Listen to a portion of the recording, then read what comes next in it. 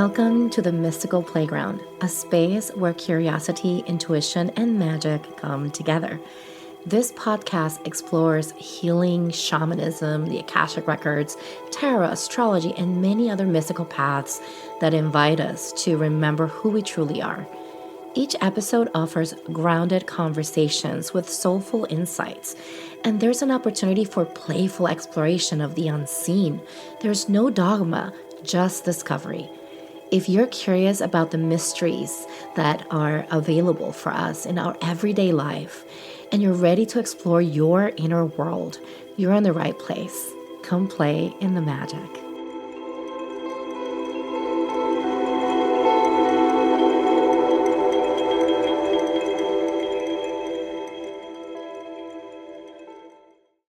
Before we move on, I want to speak to you for a moment. If you've been feeling stirred up inside, maybe you're feeling tender, or you are ready for change, I see you. Sometimes we carry patterns that we can't quite name, emotions that feel older than this moment, or beliefs that don't feel like they're ours anymore. And you don't have to untangle all of this alone. I offer spiritual response therapy sessions, which is a gentle subconscious clearing process that allows me to work with your higher self to lovingly release what is weighing you down. There's no force, no pressure, just soft, intentional clearing. If you feel that nudge inside your chest right now and you are receiving that quiet, maybe this is for me, you can find me at www.thebloominglotushealing.com. That's www.thebloominglotushealing.com. Whenever you're ready, I'll be here. I want to invite you into something really special. Each month, I co-host a mediumship circle with Maurice Sinclair, who's a psychic medium and shamanic practitioner. We gather in sacred space for connection, messages from spirit, and this beautiful, intentional, collective healing that happens naturally as we connect with our loved ones or our spirit guides or team. These circles are intimate, heart-centered, and deeply supportive. Whether you're seeking guidance, validation, or simply want a space to feel held and practice without any pressure, you are welcome here. You can find more details on the show notes. I look forward to sitting in circle with you.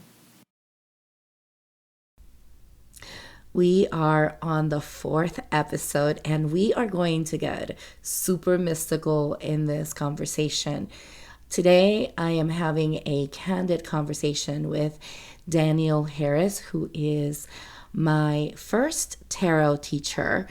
And what I mean by that is he was like my formal tarot teacher who really introduced me to the structure of tarot and understanding tarot from a place of symbolism and history. And he's really just so passionate about tarot and has such a beautiful energy. And I'm really excited to bring him into this podcast. And he runs a tarot class at the Metaphysical church located in St. Petersburg, Florida, and which is the Temple of the Living God. And I got introduced to this specific temple by another friend who I am planning to bring, by the way, sometime in the future. We may talk a little bit about human design, but I digress. Going back to Daniel. Daniel is truly just such a beautiful soul. He is able to capture the meaning of the cards in such a way that he's able to transfer that knowledge in a way that feels less complicated and a little bit more practical and even more relational. And I am excited to bring him in because the way that I got introduced to tarot originally felt so mysterious and it felt so complicated. And when I got the opportunity to go to his classes, I realized that it didn't really have to be that complicated, that I could really just give myself permission to just learn the basics, these really basic things in regards to the colors and the symbolism of the colors and the symbolism of the items that are showing in the cards. And from there, just allow myself to tell the story by looking at the cards and allowing my intuition to kind of guide me in that regard. So he's going to introduce you to tarot today, and he also runs a class at the Metaphysical Church, the Temple of the Living God in St. Pete. So if you are in Florida and you're interested, I highly recommend that you attend his classes. They are amazing, and he's such an amazing soul. So without further ado, let's go ahead and get started with this conversation. I am ready when you are. Yeah, so I just want to invite you just to get yourself comfortable in your seat. If you want to close your eyes or soften your gaze, you can do so. I want to invite you to place your palms, your hands, palms facing down, just to signal to your body that you are grounding into Mama Earth. I want to take this moment to thank our ancestors, ancestors of this land. Thanks our spirit guides, our spirit team, thanking our higher self, and thanking the universe for allowing us to have this opportunity to share together and to talk about all the fun things that we're going to talk about today. And I want to invite you just to focus your awareness on your breath. Just allow yourself to notice the sensation of your breath as it goes in and out of your nostrils.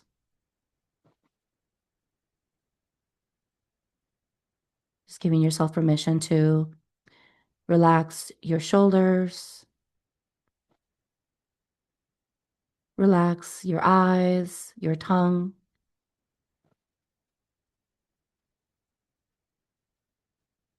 relax your jaw.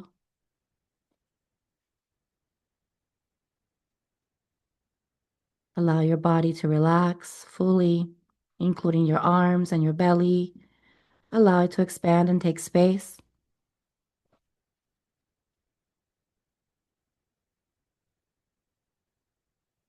And just taking this moment to set an intention in your heart for today's conversation.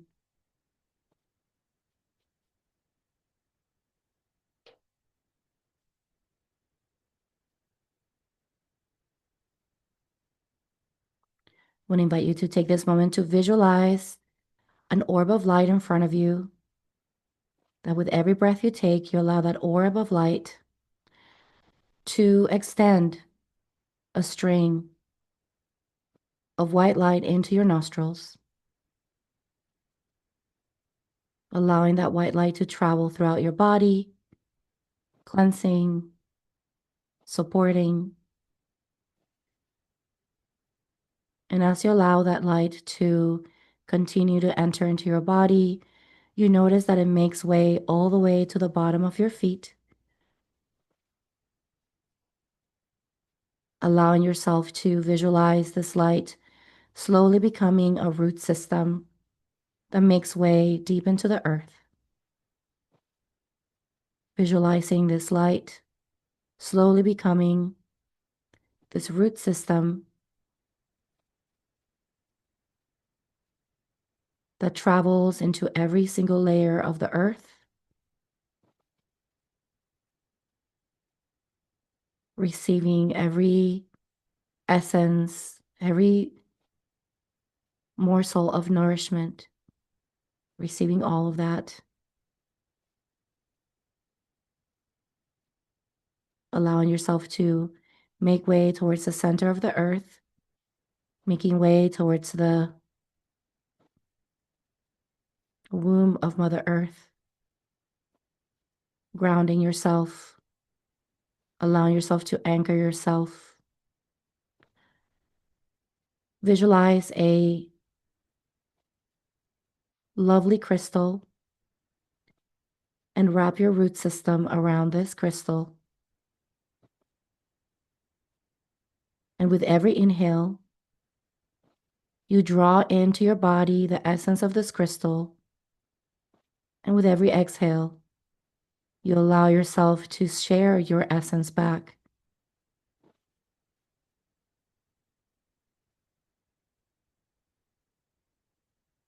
As you stay in this place of pure reciprocity and presence, you relax a little deeper and allow the essence of Mother Earth to nourish you at the deepest levels.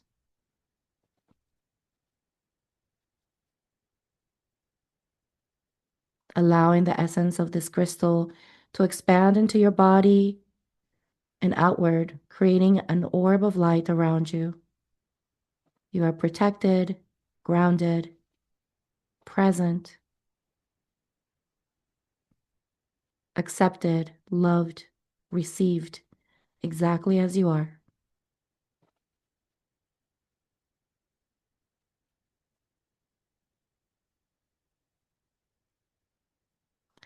Allowing yourself to shift your awareness towards the top of your head, calling in your higher self and your spirit team.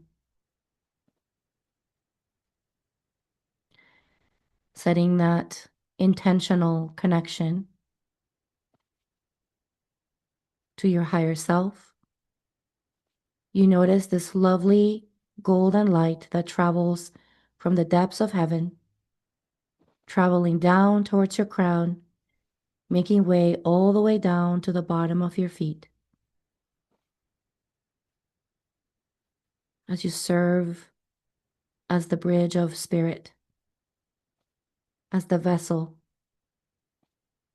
that carries out spirit's work, allowing yourself to be in this truth, exist in this truth of who you are.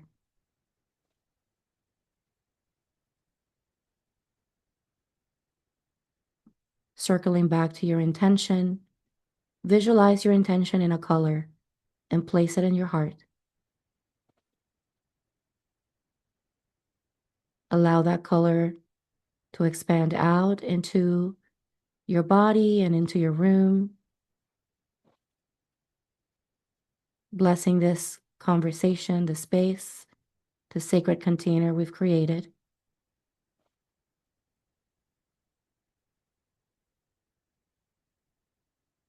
And when you feel ready, you may come back into the space, start wiggling your fingers and toes, and open your eyes. Ooh, that was lovely. Thank you so much. That's my favorite thing. It feels so good to ground before a conversation. Like I've been doing this for a while now, like even before I started the podcast. So it's really nice to do that because it just kind of centers everybody, and it's just and I love that also that you feel good, then you feel good too. Yeah. So it's really Yeah. great. Yeah, so I wanted to bring you on to the podcast because well, I met you through Mira, Hmm. which is a friend that I met actually at a sound bath. And through her, I've met wonderful people like you. And she was the one that introduced me to the Temple of the Living God, which I was just blown away at the fact that there was a metaphysical church in existence. And it's been in existence for a For while. 65 years. I We just had know. our 65th anniversary. Wow. It's like when I think about it, I'm like, wow. And it's such a beautiful hub for people. The only reason why I don't go there as often is because I'm far away. Yeah. But I'm telling you, if there was a another or maybe like a sister church up here, I'll probably be there every all the time.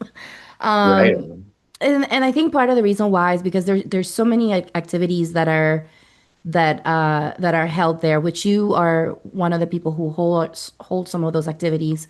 And I did participate in one of the one of your classes, which was Mhm. the beginning or the introduction to tarot, which was really Yeah. great. And the reason why I wanted to bring you into the podcast is because I wanted to get your insight on your story on how you got introduced to tarot and your own what's your own relationship with it, and how has it played out in your life when it comes down to connecting to these cards? I mean, there's so much richness in them, and there's like I feel like you can study them for the rest of your life.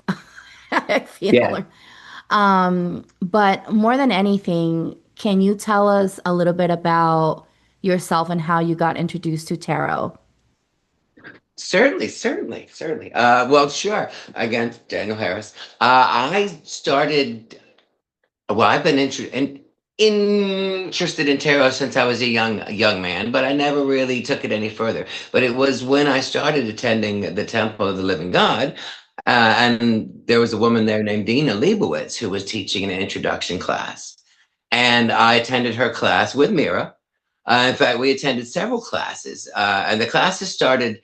Well, they started before COVID, and then there was a time where we were attending classes with masks on. So we did about four-week classes in total with her. And then she moved away to Washington, D.C., and I found myself wanting more. And in fact, I think part of what was missing for me in the classes is that we just kept moving forward and moving forward, but we never circled back onto the things that we had discussed the week before.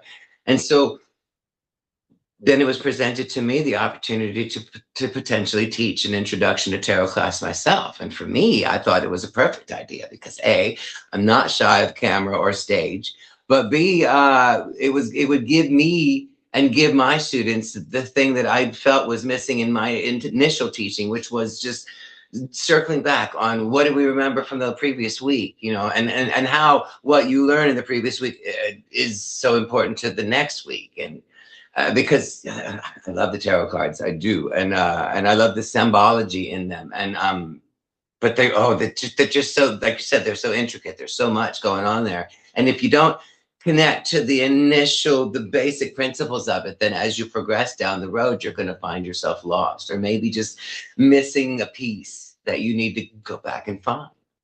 But no, I've only been seriously playing with tarot cards for less than a decade.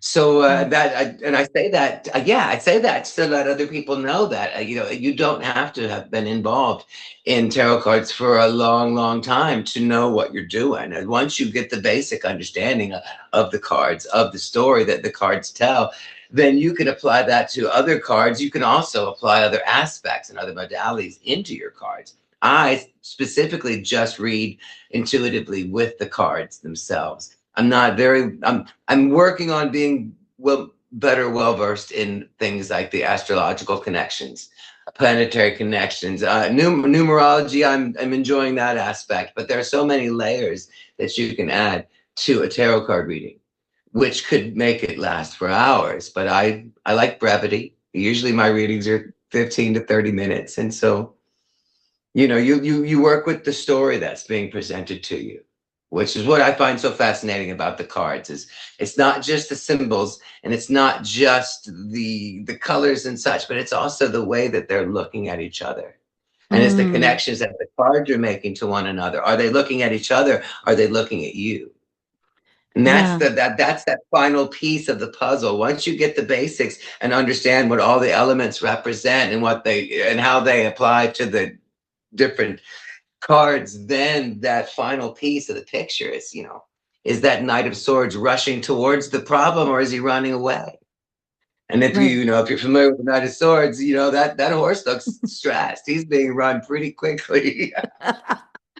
Yeah, oh my gosh, I love the concept. And you know what I really appreciate about you is the fact that you are, as you're teaching these classes, you're also continue to wear that hat of the student, which is so beautiful to me because it's sort of like it allows you to just be open to receive even more from the cards in that way. I feel like instead of just kind of like being like, okay, this is the only thing that I'm just gonna play in this box. You're kind of like you're open to receive all of that. And yeah, and I just remembered now. I remember in class how you talked about pay attention to where is it facing you? Is it facing the other card? Like how does that, what's the story behind it? And I think that probably plays out too. And I mean, when I see you are an artist, first of all, like Mhm. first, you do acting, you do so many things, and you're just you sing. I mean, and I feel like you bring so much of those elements of that you are already practicing in your life. You kind of include some of that into the readings or the way that you teach. And I think it's so beautiful because when I think about a mystic, somebody who is mystical, I think there's a lot of artistry that is included in that. There's a lot of that sacral energy that's being expressed in some shape or form, especially those of us who are inclined to learn the mysteries of the universe, and Mm. we're inclined to learn things like tarot, and there's so much history behind the cards themselves. Like I'm still learning. I just discovered, so I don't know if I told you this before, but I am half Venezuelan, half Italian. So lately I've been connecting a lot with tarot to connect to my grandmother, who she passed away. And so she's been wanting to speak to me through tarot. So a lot of times when Okay. she comes to me, she's like, "Hey, pull some cards. I want to talk to you." And then she'll talk to me through tarot. And later on, I found out I was reading a book on like Italian witchcraft, and I found out that a lot of even in Italy, where they're super Catholic, and like they would never talk Hmm. about stuff like that. Under the table, actually, a lot of women are reading tarot. And a Hmm. lot of them, if they're not reading tarot, they're reading tarot for somebody, or somebody has a tarot reader that they go to. But they don't Well, talk about this funny enough, openly. right? The earliest recorded history about tarot cards does revolve around Italian history, and that deck called Triomphe, which was basically a card game like bridge or one of those things. And only the rich people could have those cards because we didn't have the printing press back then. They weren't mass produced, and so the Oh, cards were very specific to the families, and you would see the heads of the families, the kings, the queens, if you will, all represented in this deck. And it was a sign. It was a sign of stature to have a tarot deck back in the day.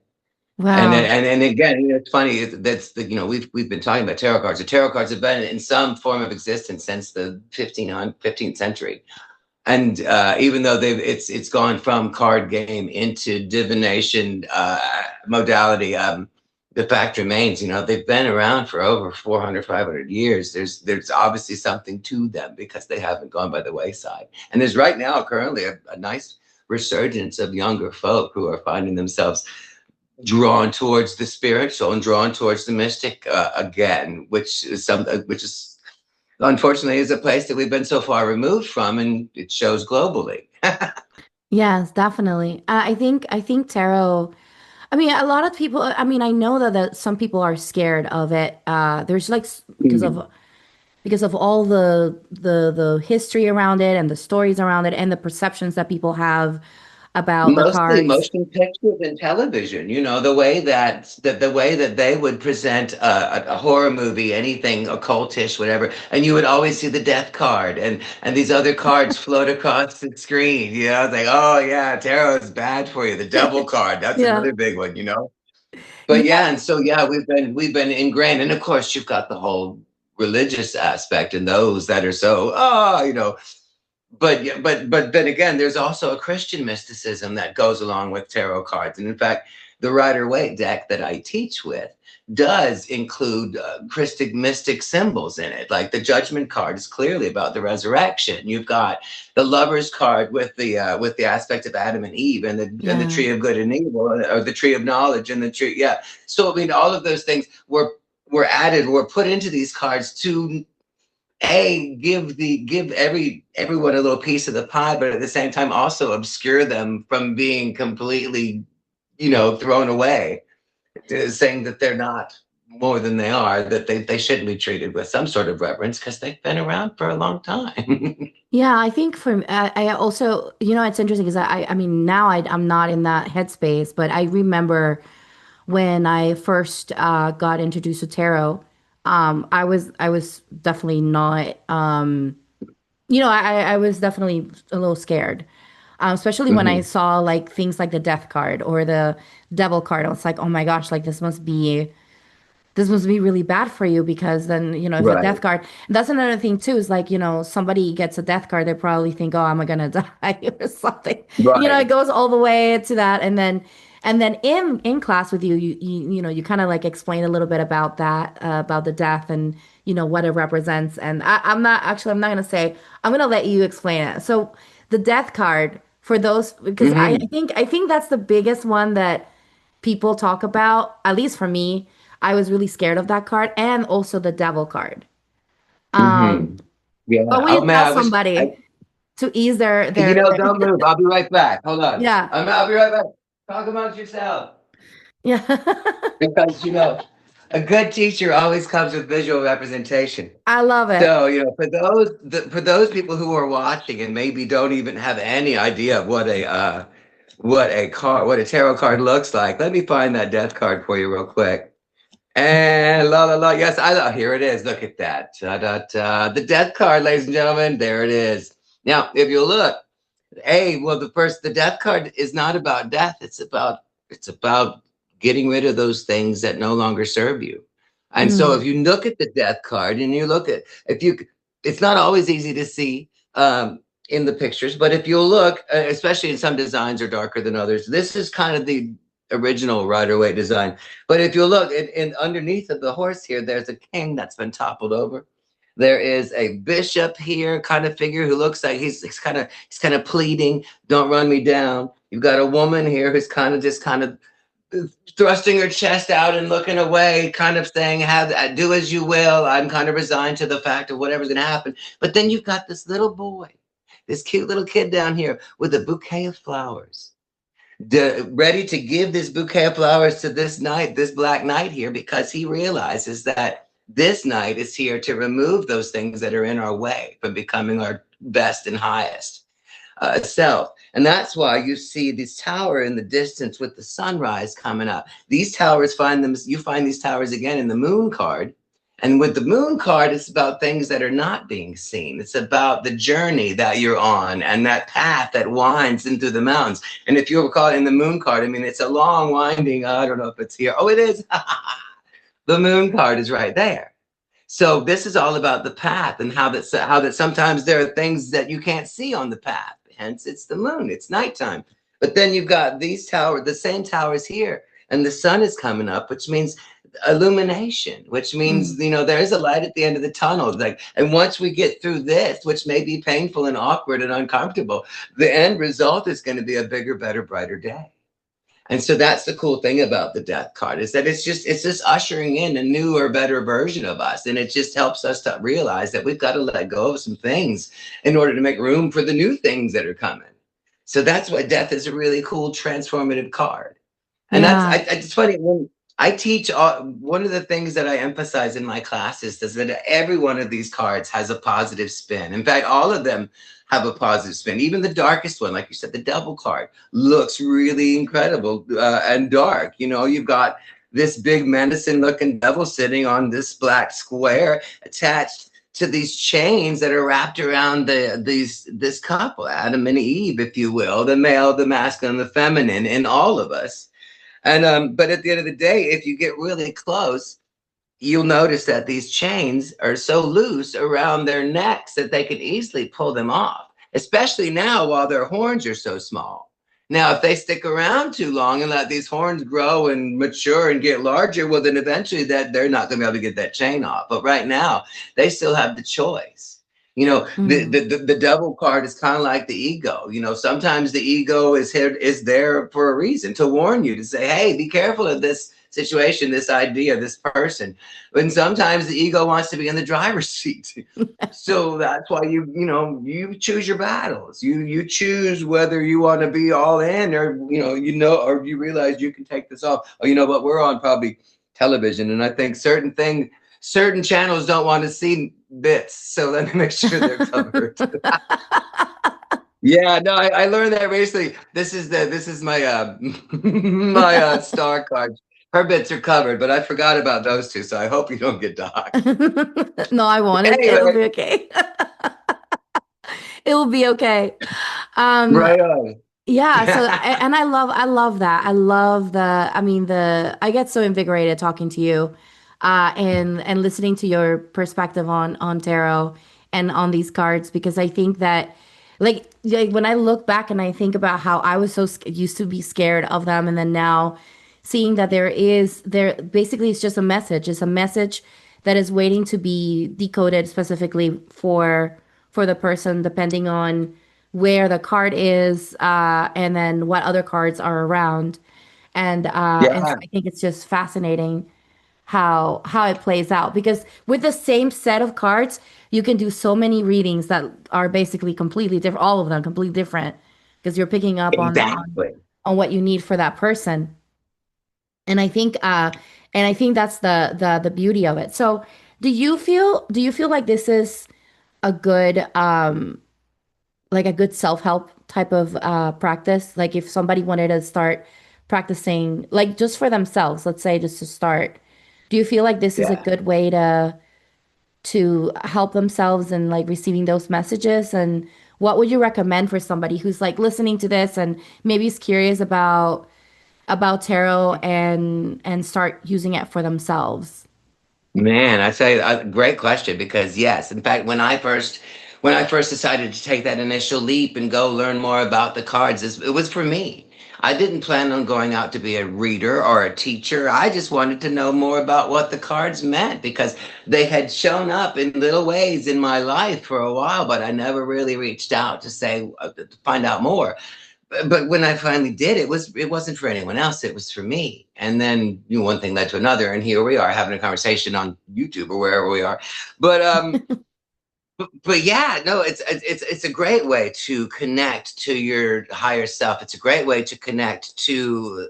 I loved earlier when you talked about our spirit guides, and we you didn't name them. I don't name them. I look at I can only speak for myself here, but in the last few years, I've had a lot of people cross over in my world, and so my Day of the Dead table has gotten a lot larger in November. But at the same time, I also realize that means there's so much more around me to tap into. There's so many more eyes on the road ahead, and so when I pull my cards out just to have a reading, I just say, "Hey, y'all." There's so many of them out there. I don't know who's there one day to the next. So I'm saying, hey, y'all, I'm glad you decided to attend. I'm not sure who it is. Could be my brother. Could be my buddy Joseph. Who knows? Could be Metatron. I just say I bring it all in. I'm like, because I what I see is that this is for my highest and best. I know that there would probably be some of those naysayers out there, like, oh, if you don't know who you're talking to, well, then anyone could come in. But if your intention is all good, if your intention is only for your highest and best, and the highest and best of those that you're reading for, well, then you're only going to connect to those that are looking out for that. And that's what I love about these cards. And like you said, you can get 12 different readings for 12 different people out of these cards, and every one of them is going to be exactly what they needed to hear. Yes, yes, absolutely. I love that. I love that that's how you practice, right? That you just open and receive with the cards and yeah, like that's what I've been doing lately also with my grandmother, which is I never actually when I took your class, because it was a few years ago, I Mhm. wasn't thinking about using it to connect to anybody, to be honest with you. I was just thinking, I just want to learn the cards. I was just kind of thinking, well, this is like it's so over because it can be overwhelming when you look at Right. the cards. It's like, what am I looking at? Right. There's a Eh, lot to see. yeah, there's a lot to see, and there's so many interpretations. Like if you get like books and stuff, like there's Mhm. so many things, and it's like, Everyone's got a key to the kingdom. It's crazy, and yeah, every box has a book in it, and I suggest use it. One day you won't need the book, but until you don't, use it. That's why they make them, yeah, And even when you're reading for yourself, there's nothing wrong with pulling this out. And I've got charts. I probably have 12, 14 different books from different people talking about tarot. And even now, when I watch other tarot card readers on YouTube, and there's a few that I follow, I'll learn new things every time I see a reading, and Mm. it just helps. It's just nice to know that there's still more to know. Yes. This guy has so many interpretations. This four cops, it's ridiculous. And depending on where he is and what's going on, he could just be sick of past mistakes. He could just not be excited about this, or he could be collecting all the ingredients to create the new next masterpiece, and he doesn't even realize it.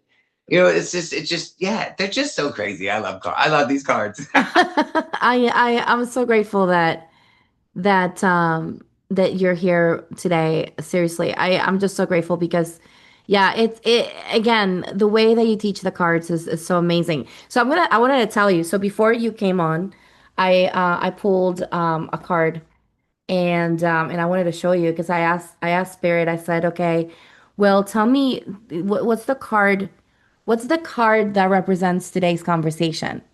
I was just a random question. And Yeah. I got the card of the world. I don't know if you can see it. Yay. I love it. Yes, I Uh love the world card. Wait. She's right here. Oh, and yeah. for those in the back room, we had to cover her up too. Yes, you gotta cover up. Yeah, And so yeah, so well I have this deck that has like the little like meanings and it gives me like Yes. it tells me the elements. So this one is the element of earth and it tells me the planet Mhm. and the chakra. It even gives you the chakra that it belongs to and it gives you I know that we in the past when we were in class we did touch a little bit on the Hebrew letters that are also in the cards. So it tells you Yes, yes. what the Hebrew letter is, which is interesting. But anyway, according to this to the authors of this deck, they give you an affirmation, and the affirmation that they give here for this specific card is, "I have achieved completion and fulfillment." I All have right. achieved completion and fulfillment.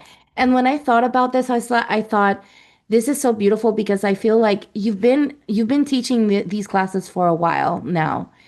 And I thought about it Mhm. and I said, wow, like this is such a beautiful way to represent the journey that you're on as a somebody who's teaching in such a beautiful way these cards. And it in some shape or form has fulfilled an aspect of you, Oh, right? but And the so coolest part is yet to come. Oh, I can't even but believe that that's the card you chose because this is the end. The crazy thing is I put this thing up today because I wanted to use it. I figured I needed something a little besides the Mona Lisa behind me, and and I use this in my class. I have a larger version that I like to use. But if you, this is the world card right here. And that's the end of the journey. This is the Fool card. The Fool is the first card in what we call the Fool's journey, which is his journey. Here, get up on the couch. It's his journey all the way around the wheel and all these big situations that he encounters. With strength and temperance and the wheel of fortune and justice and all this and the devil. There's our buddy, the devil, and the tower and all these other things. But once he gets all the way back around, he ends up at the world card and starts all over again. But he doesn't start all over again. He starts over with the experience that he gained that time through. So, yeah, this is the perfect card for that because we're right at this place where, in fact, I'm getting ready to start teaching another intro class next Wednesday or a week from tomorrow. And so, yeah, it's like, and the cycle begins again yeah, that is but so with beautiful. knowledge. I mean, yeah, I mean the Fool card. I mean, his sleeves are tattered because he's been here and done that. This is not his first rodeo, and so I love it. He goes right from the world card right into let's start again. Let's take another leap of faith. Let's let the divine lead us to where we gotta go and trust that it's all for our highest and best. I mean, I say highest and best, but I mean, he looks like he's pretty high up there. I'm happy Yes. with that. I just made that connection just now. Really, honestly, I really didn't even make that connection of the word high and him being on a cliff until this very moment. So it just goes to show you, it's constantly evolving. The Yeah, tarot it's a cards, they're constant. constantly teaching, they're constantly showing you new things, new interpretations, new ways to see things. That is But so that also amazing. comes with your familiarity with them. And so Yeah. starting here is the way you go. Coming, hanging out with the class. And I'm more of a hands-on kind of person as someone who when I'm taking a class, I'd much rather be in the space than try to learn it online. And so, yeah, this is right up my alley. And again, like you said earlier, I love teaching this class because it also instills in me maybe something I might have forgotten, or just a reminder that says, oh, by the way, yeah, this the tower is also another one of those cards about choice. You know, the tower is about the fact that it's coming down whether you want it to or not. And so it's all about how do you react to the situation, realizing that if the tower doesn't come down, you don't have a firm foundation to build the next thing on. So Mm. either you're mourning the loss of these walls that you put up around yourself, or you're enjoying the ride, knowing for the moment that you feel weightless and are flying. And then once we hit the ground, we start all over again.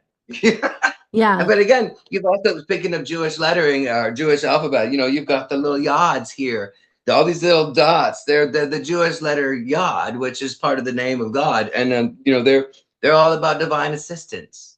As long as you're willing to see it that way, or as long as you're willing to expect the miracle, you know. I love these cards. I I can't say it think enough. I think that's the beauty of it. Like when we really start looking at the divinity that's been included in these cards, especially with the words, the Jewish, the Hebrew words that are there, that are interconnected with the. I think I've heard somewhere that the that tarot also connects with the Kabbalah, or connects like Well, in some crazy enough, shape or that form. that connection was made later. Actually, it Oh, wasn't an really? initial. It was made, and if I may be talking out of court, Eliphas Levi was his name. He was a Jewish mystic scholar, and he was the first one to really make the connections of the tarot cards and their place on what we call the tree of life, or the Kabbalah, in that Kabbalistic tree of life, and how each one of these cards has a place on each one of those paths within the tree of life. And it's kind of wild that they're the same number of these cards, the same number of those paths. And then you got each Wow. one of the 10 that they call sephira, which are the little dots that go between, that where the paths go from one to the other. Each one of those, 1 through 10, is the same numbers as 1 through 10 in the little, what we call the pip cards, the smaller or the minor arcana cards that we use in the tarot deck. So he figured out that they all work together, and that's how they got their Greek. I mean, sorry, their Greek, their Jewish alphabetical letter connections, and so yeah, I mean that's the thing about these. It's, they started as a deck of playing cards, so to speak, And but that's the how they've thing. evolved. And I wonder, like, I wonder because, when I think about circling back to what I was mentioning early about you, and, you are an artist. I see you as an artist. And I feel like a lot of people who are in that experience of expression, there's a lot of channeling that's happening, right? For us. Like, I'm sure that that's happened to you when you're in the middle of an acting, or maybe Mhm. even when you're singing. I'm sure that that's happened. But I mean, there's even when you're doing a reading, that's a form of that's an art form. I feel a practice and an art form, and there's also that element of channeling. So I wonder, even if that wasn't necessarily something that the artist, when they were doing, when they were channeling, because I feel like they were just basically channeling. Maybe some of these things were channeled, and spirit allowed them to be channeled through this artist, and so that they would eventually, other things related to the divine would be discovered, or I don't want to say discovered because they're already there, but I guess recognized. I would say more recognized by Right. somebody later in the future. So I wonder if that's what happened, right? Like maybe spirit allowed all of this to be, to be fluid into this person putting it in the cards, and then this person, I mean, may not know, which is, I think it's a valid way to channeling too. Like sometimes you do something, you say something, you don't know why, but you're just allowing yourself to be the vessel, and then later down the road, somebody may hear you or see your work and see something more than what you yourself saw, because you were Right. just basically just the vessel that was allowing all of this to move through and be part of the physical world. So No, I feel like that I could truly potentially be believe part that. of it. Yeah. I mean, if you think about the woman who drew these cards, Pamela Coleman Smith, she doesn't have her name isn't on the box, and in fact, she really wasn't well known. Except, I mean, you talk about something that's made its way through. If she hadn't had the wherewithal to put her initials, oh, there it is, right there on every card, that we wouldn't know who she is. I mean, she was a little. They finally started putting a little card with information about her in the tarot decks, and now recently they've written a book about her and they've explored the life that she led outside of this. And we realized that she was an artist. She was a rich artist, a poet, a painter, a sculptor, a gypsy. You know, she was part of the Golden Dawn group, which uh, Arthur Waite was part of, as well as Aleister Crowley and all these other crazy cool cats that were big in the occult back then. But if it wasn't for this little initial, we might have forgotten who she was. So did she realize that she was doing that at the time? Was it just, artists do that, they put their name on it? But I mean, did she realize that at the time that the males in her world were going to pretty much wipe her out, and this was her only way to come back and be in the know again? And it's interesting, it's Yeah. it's and we talk about this deck and the correspondence that her and Arthur Waite had to making this. There's another deck out there that Aleister Crowley made with this woman, Barbara Harris, and the years of correspondence back and forth that they had before their deck ever became a part of the world.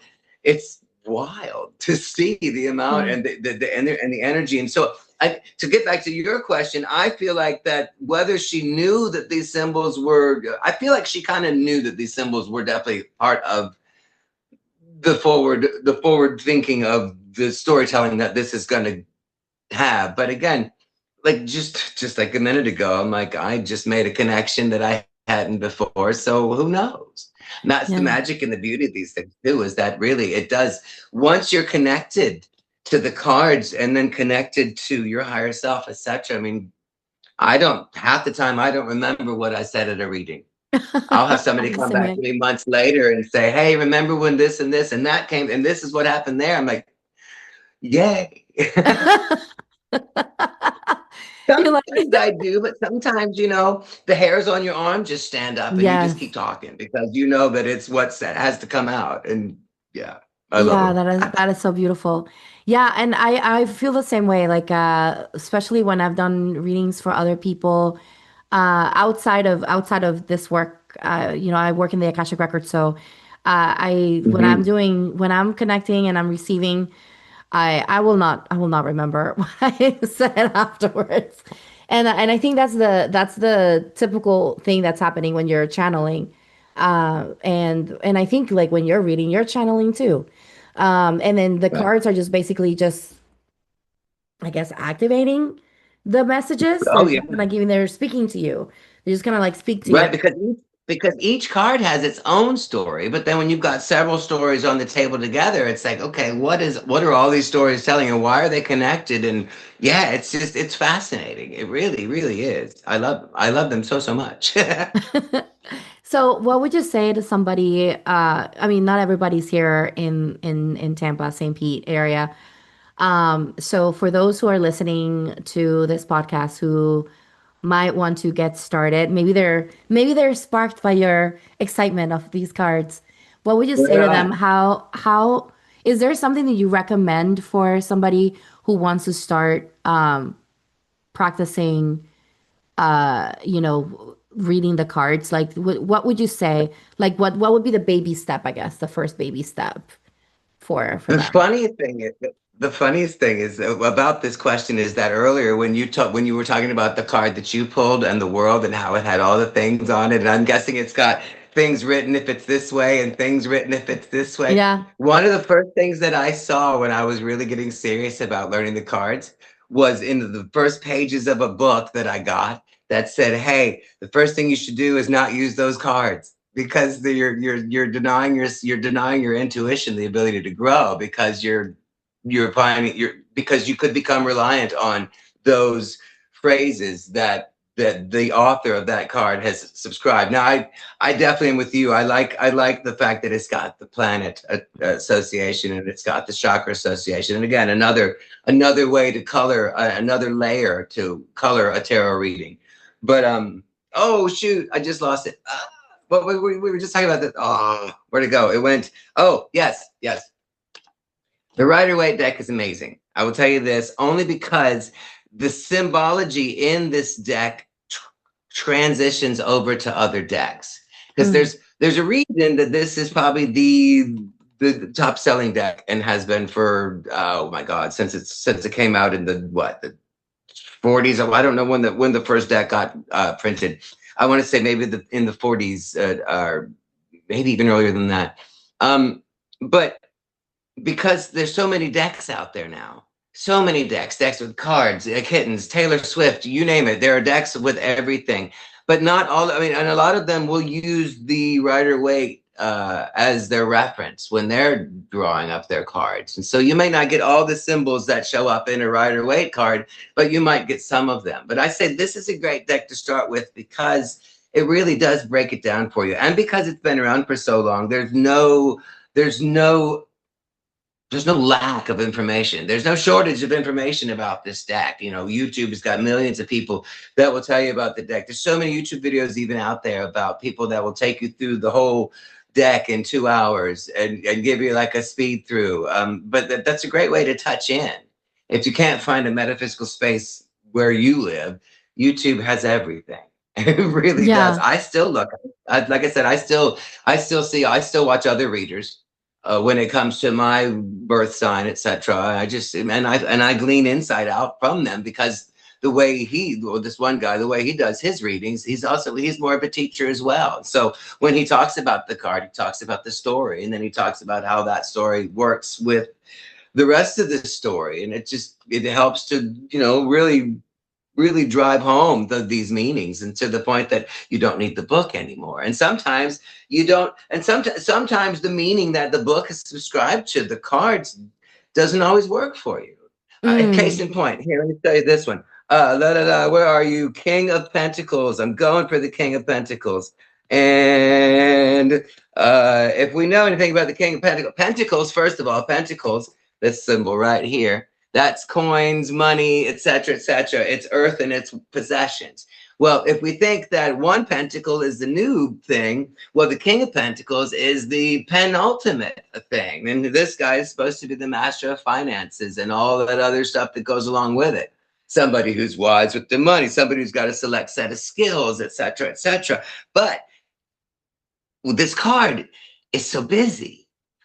You can't see where the throne ends, where his robe begins. There's grapes on this thing. There's all sorts of stuff going on in this card. But sometimes, and this design makes it even easier to see than other designs, but it's so hard to see one from the other. Sometimes this card gives me the thought of declutter, which is totally not a connection that you would make with the King of Pentacles. But sometimes, depending on the other cards around, it's like, man, it's time to simplify your wardrobe. It's time to simplify your life in order for this King of Pentacles energy to be more prevalent in your world. You know, sometimes it means you got to clear out.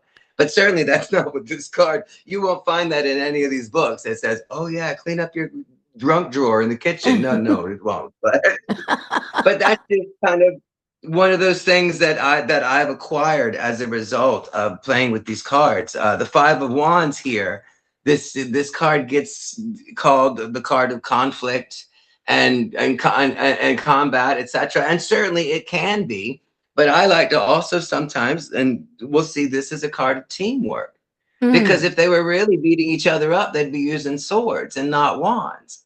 But here they're all sparring, if you will, to build each other's education. They're all learning together. So sometimes when this card pops up, it's about finding your tribe. It's about finding those other people that are trying to learn the same things you are. So talking about finding your tribe, once you've decided you want to take a step into tarot cards and and you're done with YouTube and you've seen everything you need to see, go out there and find someone in your world that teaches cards or reads cards, or go to a card reading and ask questions.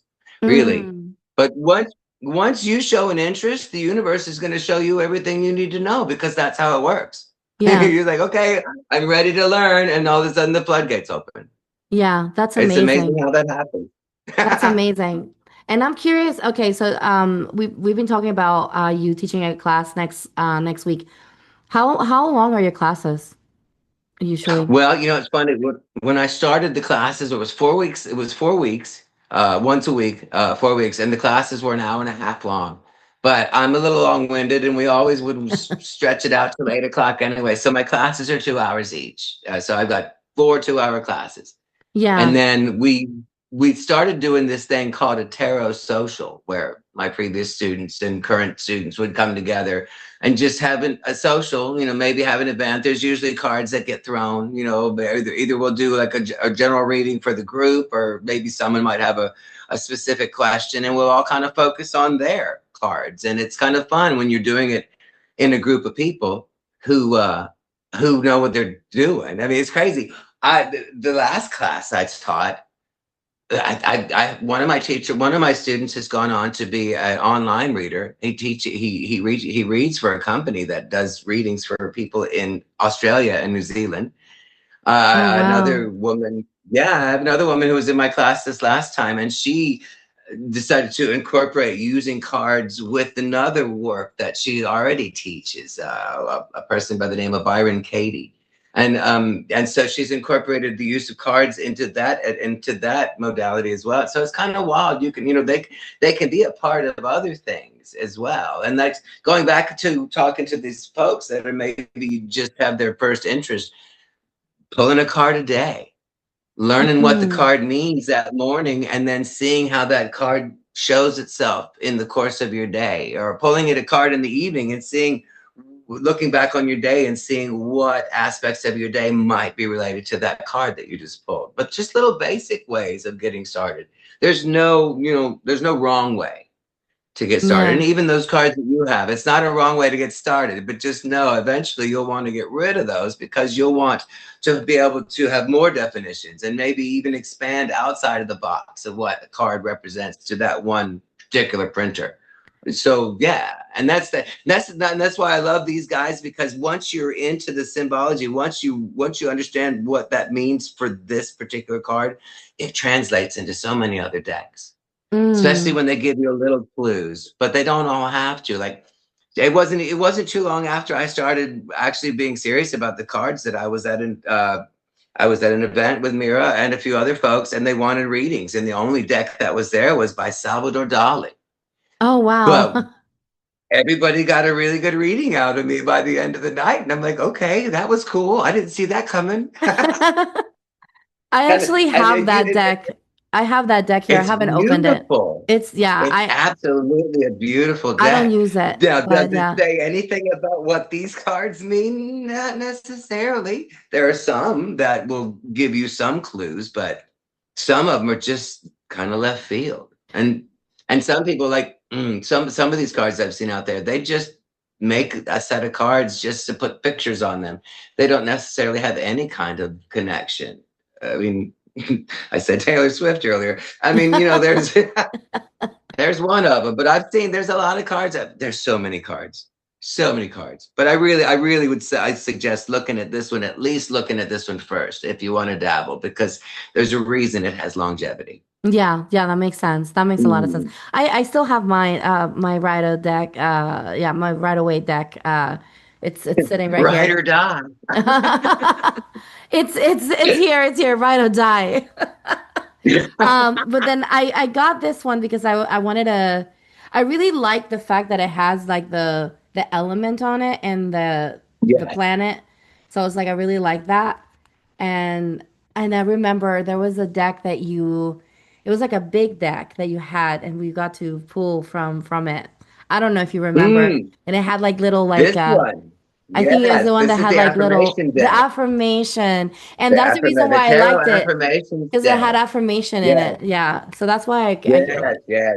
I love those. And I love those cards. this deck's been out of print since 2001, I think. So Yeah. yeah, I love using these cards. And if anyone from the U.S. game system is watching this video, reprint these cards. I've had so many people asking me for these cards, and I can't give them away because I can't replace them. No, you So, can't. Yeah, no, no, no. But yeah, no. that's the reason why I decided to get this deck is because it Yeah. reminded me of the affirmations that, which I think, I mean, the ones that you have more than one. This one, because I'm assuming because of Yeah. the small amount of space that it has, it Yeah. only gives you Yeah. one affirmation. But yeah, so I guess the thing that I could do is to start, and I just thought about this right now, maybe for the person who's listening to. Maybe one thing that I could do is to challenge myself, like, what is the affirmation behind this card for me, beyond the affirmation that's here, and then write it down on my Mm. journal. Maybe it's another way that Right on. I could, I could give myself the permission to expand outside of that as well. But yeah, I love that that we have this that like this is the card that came up, the world card, for this conversation because I just felt like this was it like for me personally, I feel like it was just like, okay, I took this class with you. I've been practicing tarot on and off. I started attending running a mediumship circle with a friend, and in that mediumship circle, I got inspired to start pulling the cards to get the messages from sometimes to get clarifying messages. I would just pull the cards, Hmm. and then and then it was interesting because the messages that would come through for the person that I was doing the reading for, they would resonate, and those messages were really coming from whichever ancestor or loved one that was coming through. So that sparked that conversation with my grandmother because my for whatever reason my grandmother and I on my dad's side we can't connect, and then she's been asking me to use tarot more and more, and she's the Italian grandmother, so you can imagine like the it's interesting, and then I have a feeling, so she was very religious, and I have a feeling that she was one of those women who had somebody that read read tarot for them, and so I think it's kind of interesting that that she wants me to communicate with her in that way, and so yeah, I feel like there's so much that we can receive from these cards, Hmm. and then like just the practice and just developing the practice however that looks like. But like for me, that journey, right, that journey of starting, taking the class with you and then going through this journey of connecting with the cards in my own way, and then now bringing you into this podcast where I'm just sort of like, okay, let's play, let's talk about these things, let's have these conversations and normalize it and make it more accessible for people, because I feel like sometimes people are like, oh, I have to be special. What would you say to somebody like that, right? Because I think that's another thing too. It's like some people think, oh, I don't, I have to be like, gifted, or what would you say to somebody like that? Like if they're like interested, but they feel like, oh, I'm not gifted, I'm not, I don't come from a line of, mediums or psychics in in my family, or readers in my family. Like, who am I to start reading? Like, what would you say to somebody like that? Well, I can only tell them what I went through, and I did not, like I said, I didn't expect to be any of this person that I am right now when I started taking a tarot card class. And so it's for everyone. Everyone has a key to the kingdom. Everyone has this in them, and this is just one way of tapping in and touching in and fine tuning our connection with source. So realize that we all have that connection. We've always had that connection. Some of us just don't know how to tune our channel. you know, some of us are just listening to the wrong station. But I mean, no one. This is. I'm certainly not from any special anything. I mean, I'm an actor. I'm a singer. I play with a sewing machine and do all sorts of crazy things. But I'm not from like the house of mediumship or any of that. No. This is for everyone. If it wasn't for everyone, the book wouldn't come with the cards wouldn't come with an instruction booklet. Mm, Anyone can tap into this. And like you had said earlier, like that it is kind of a channeling. If the Bible says that we're made in our Creator's image, well then by creating we are just the same. He's a creator, they're a creator, we're a creator. If you want to look at that through that lens, well, then that's how you get in touch with your higher self, is by creating. And so this is just one aspect of getting in touch with your higher self. But yeah, I don't think that, no one, no, Yeah, no, yeah, don't think you're less than. Anyone can do this. I'm yeah. I'm just a little bald guy with a deck of cards. It's just really just that simple.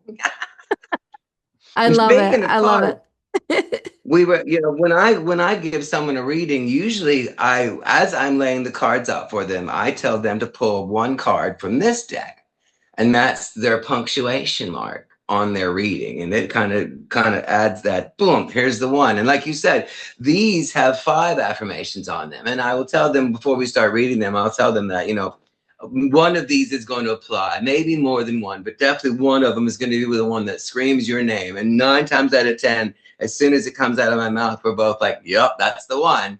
So I pulled the one out for the world card, just Okay, so that I could, oh, I'm so just excited. so that I What does could it tell say? you what the affirmations are on here, Mm-hmm. and we could see which one is the one that resonates the highest with us. Okay, here we are. Okay. Ta-da, the world. I already love this first one, but here it comes. I am the dance of life. I reach my highest potential by full participation in the human experience. Mm, Ooh, that's a good that one. is I love it. beautiful. I am resolution. I whirl happily in a world of opposites. Matter and spirit, inner and outer, are one. I am awareness. I recognize and accept all aspects of myself. I am freedom. I have learned to dance easily with others and move forward without fear. And I am whole, in touch with my higher power. I am the dance of life. I reach my highest potential. Mm. Mm-mm-mm. Bam. Bam. Well, you know what? I love that you read them all because then, some of them resonate with us, but for the listeners, some of these other ones Right. might resonate for them. So I'm curious to know if one of these resonated with you, let me know in the comments. I'd love to know which one That's resonated awesome. with you. I love that. Yes. I may have to ask you to send me a picture of it. I'll post like a little link to the picture so that people can read it and then meditate Oh, with here, that. I'll do that too. Yeah. Whoa, there's a little bit of that for you. Whoa, I don't know. That might be backwards now, isn't it? Yeah. I don't And know. yeah, it's okay. I'll send you a picture. Yeah, send me a picture and I'll post it on the show notes so people can like sit and meditate with it and yeah, Right so on. well, we are at the top of the hour, and so I'm gonna start closing this conversation. But before we go, I wanted to ask you a question about your own relationship with these cards. What do you feel like the version of Daniel today versus before you started working with the cards? What do you feel has shifted or changed for you specifically, personally? Man, that's a great question. And I tell you, the first thing that pops into my mind is being of service. Oh, wow, that's I, beautiful. I just, the fact that I now have enough knowledge to be able to help somebody else who's having a bad day or maybe not sure exactly what direction to go, is just, it's otherworldly. I don't know how to explain it. It's just, you walk out of a situation just feeling on top of the world, like you. I can't even, again, I can't even put words to it now, but it's just knowing that somebody else is having a better day because of something you could say. Mm, To it just it changes your world. It makes you realize that, again, just like that, just like this, the pebble that we throw in the pond, we're not around to see how far those ripples go and where they touch and if they bounce off and come back and touch someone else. We've already walked away from the experience. But yeah, that just goes to show you that these they resonate for so many people on so many different levels. And to be a voice for that is humbling, and it is an honor. mm. Wow, when you said that, I felt that so deeply in my heart. And it just, I felt it so deeply, Daniel, because that's such a beautiful place to be. And the fact that tarot, the practice of tarot can ignite that in you is just, it just, I feel like crying. It's just so beautiful. And, Yeah. seriously, it's just so beautiful to hear that and see, and this is where I say there's no reason to be scared of whenever we're being called to a practice, whether it is this or any other practice. Like there's a reason why we're being called there. There's a reason why you were called to take those classes, and you've been guided by spirit to then share this medicine with other people and teach them how to access this medicine, because I feel like it's a form of medicine. And then not only teach them how to access, but you also serving this medicine to people. Oh my goodness, that's just absolutely beautiful.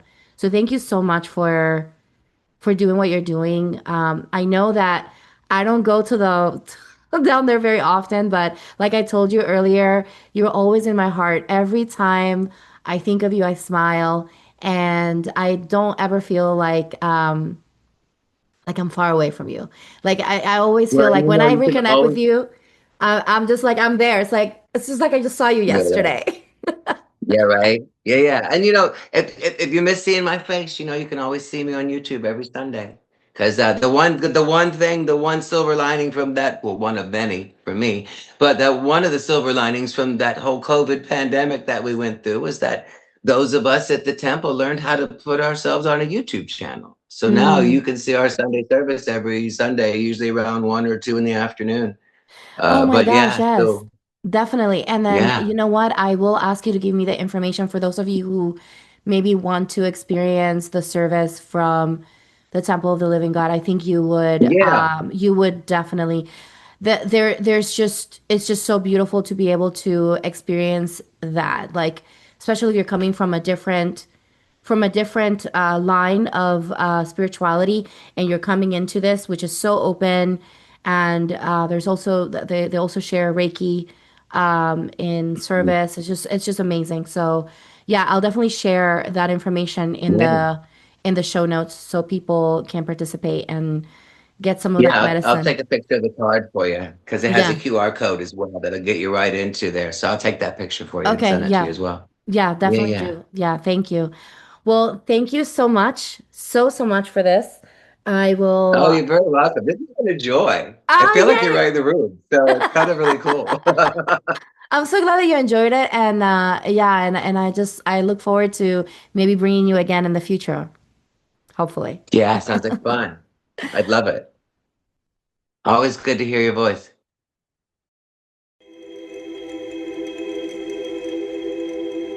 Thank you for spending this time with me in the Mystic Playground.